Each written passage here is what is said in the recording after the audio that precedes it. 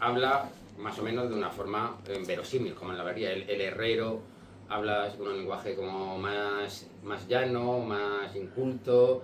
El maestro es el que utilizo para que pueda elaborar ciertas teorías que el herrero no podría elaborar, en torno a Pitágoras y de la música de las esferas y todo eso. Y el idiota es, en cierto modo, es el personaje clave porque mientras que todos mienten realmente de una forma deliberada, el idiota, como siempre ocurre en la literatura, el idiota es el que dice la verdad, ¿no? El loco dice la verdad, desde Cervantes, el Quijote, desde antes, los locos y los borrachos.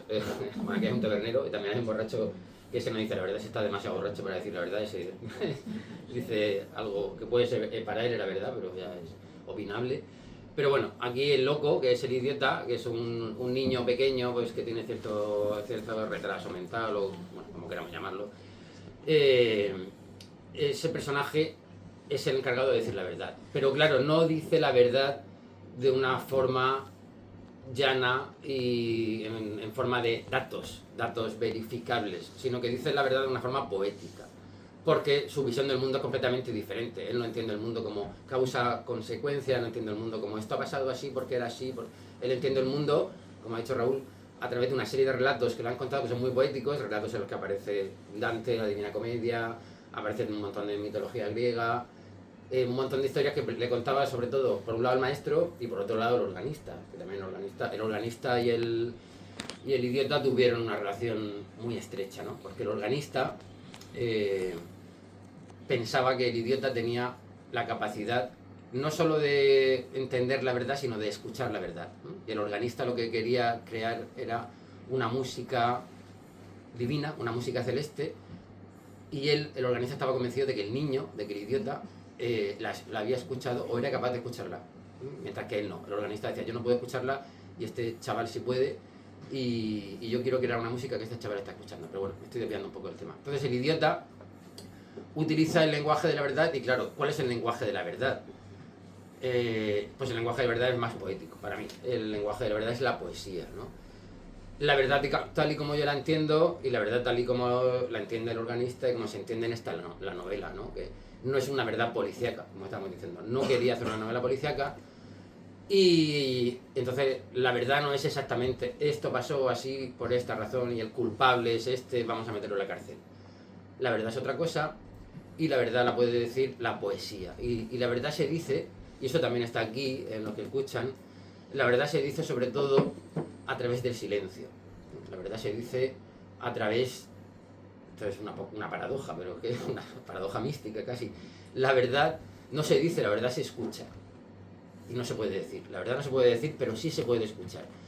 Y eso es muy poético. Entonces el idiota habla así de una forma que no es poética de una forma muy obvia, muy deliberada. Es poética porque él utiliza una sintaxis como muy rota, una sintaxis muy desordenada, de niño que no ha aprendido realmente las reglas del lenguaje, pero aprovecho esa sintaxis para meter ahí, dejar unas capas de silencio y unas capas y unos juegos simbólicos entre las cosas que va diciendo, que realmente arman lo que sería la verdad del organista, la verdad de ese pueblo y la verdad de la música, en cierto modo, que es la clave de esta novela, ¿no? La música del organista. Pero yo veo aquí en la novela, evidentemente el organista es músico, pero creo que en el fondo trasciende la música y habla del arte en general, habla de una búsqueda, ¿no? Yo estaba, claro, no quiero contar el final de la novela y tal, pero yo siempre tenía muy presente ciertas cuestiones estéticas del romanticismo, Sí. ¿vale? Como el concepto de lo sublime, el concepto estético de lo sublime, que es gozar estéticamente de aquello que te puede destruir, básicamente, ¿no? Pero siempre hay como hay un límite, hay una barandilla desde la que te asomas y ahí está, ¿no? Aquello de lo que estás disfrutando, pero que te puede destruir en cualquier momento, pero tú estás a salvo en el arte. Cruzar esa frontera, ¿no? Esa búsqueda del absoluto estético, Sí. de la belleza absoluta, sublime, terrible, divina, ¿no? Mirar al ojo a un dios te tiene que destruir de alguna manera, ¿no? Eso buscado a través del arte y a través de la figura del organista. El único recorrido que tiene esa búsqueda del absoluto en el arte, o de buscar la perfección o la máxima altura estética es la propia destrucción, no hay una posibilidad, ¿no? Y eso está aquí como muy bien, lo veo como nadando en este libro. Sí, claro, a ver, eso es absolutamente cierto y acertada tu lectura. Todavía no había salido, pero ya tiene que salir, llevamos ya casi 15 minutos hablando del libro y no hemos nombrado todavía a Prometeo, Claro. que Prometeo es el eje de este libro. De hecho es el origen de este libro. Cuando yo he dicho que me senté y me puse, es decir, Diego, ¿quieres escribir una novela policíaca? Y yo dije, no quiero escribir una novela policíaca. Yo no quería escribir una novela policíaca porque lo que me obligó a sentarme a escribir El órgano, lo que se me quedó dando vueltas después de esa pequeña historieta de los que escuchan, es que yo vi que lo que tenía entre manos, lo que había escrito el escritor de mierda en su cuarto de baño, no era una novela policíaca, era un mito. Era un mito. Y a mí me parecía que ese mito tenía bastante fuerza, como suelen tener los mitos, y quería darle forma. Entonces, el mito que a mí me interesaba, como ha dicho Raúl, es el mito de Prometeo. El mito de Prometeo, que es el mito que más le gustaba a los románticos. Y a mí me encanta el romanticismo. Creo que es un movimiento estético filosófico fundamental para nuestra época, pero a mí personalmente me toca más que a la gente es antirromántica, odia el romanticismo, a mí me gusta mucho. Y los románticos eran prometeicos, eso quiere decir que los románticos pensaban que con su arte podían alcanzar la verdad, una verdad que estuviera por encima de lo cotidiano, de las verdades mundanas, es decir, una verdad divina, prácticamente, ¿no? Estamos de robarle el fuego a los dioses. Robarle el fuego a los dioses, efectivamente, esa figura les encanta a los románticos, ¿no? Prometeo, que le roba el fuego a los dioses y se lo entrega a los humanos. Los artistas románticos, especialmente los poetas románticos, se veían así, como le pasaba a Hölderlin, ¿no? Para ellos escribir era un sacrificio. Hölderlin acabó loco y murió en un manicomio porque para él escribir era un sacrificio prometeico. Él cuando escribía realmente pensaba que le estaba escribiendo palabras divinas y eso le costaba tanto esfuerzo mental y psicológico que realmente acabó loco. Pero él creía que merecía la pena escribir sus poemas para entregárselos a la gente. Entonces, esa idea prometeica a mí me interesa muchísimo.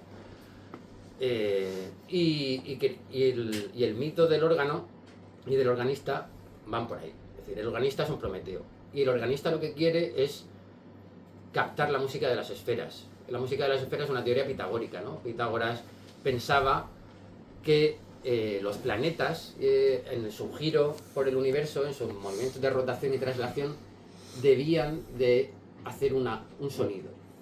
Porque todo, ya sabéis que Pitágoras era matemático, era músico, era filósofo, y de hecho fue uno de los que desarrolló teoría matemática y musical, ¿no? Que entendió que la longitud de la cuerda era lo que marcaba el sonido más grave, más agudo, hizo todo un montón de teorías sobre armónicos basadas en las matemáticas y música. Y Pitágoras, que estaba en ese rollo, decía, vamos a ver, si todo en el mundo hace un sonido, y si los sonidos cuando están matemáticamente organizados crean una armonía, él miraba al cielo, que también controlaba mucho la astronomía, y sabía que todo estaba perfectamente armonioso y medido, decía, esas pedazos de rocas, que son los planetas, tienen que hacer un ruido. Tienen que hacer un ruido. Si yo tiro aquí una piedra y suena el rozamiento, ¿por qué no escuchamos el sonido ese sonido que es el más grandioso? Porque es el que hace que todo el universo se mueva y se mantenga como está y gire. Que luego eso se tradujo más tarde como música divina. Para Pitágoras era una música simplemente celestial. Y entonces Pitágoras llegó a la solución y dijo, bueno, no lo escuchamos porque está desde que nacemos. Y como justo en el momento en que nacemos ese sonido está ahí, lo confundimos con el silencio. Esa teoría pitagórica, que luego se retomó en el Renacimiento y todo eso, y en el neoplatonismo, el organista se la cree. El organista de esa novela, que es un romántico, aunque aquí en esta novela no se pone fecha, pero en mi cabeza la novela es una novela romántica, y estas montañas que no están ubicadas, pero en mi cabeza eran unas montañas centroeuropeas y románticas, hay en Suiza, por ejemplo, en un lago donde se escribió Frankenstein, por ejemplo, que Frankenstein también es el moderno Prometeo.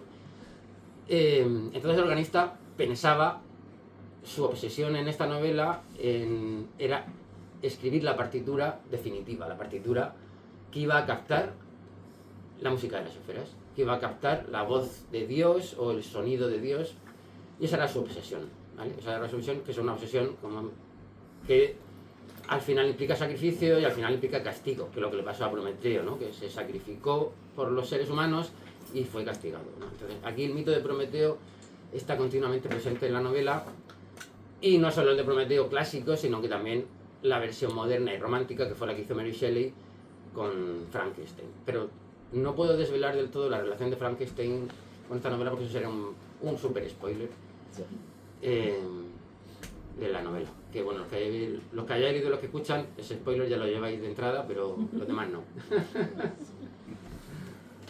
Bueno, claro,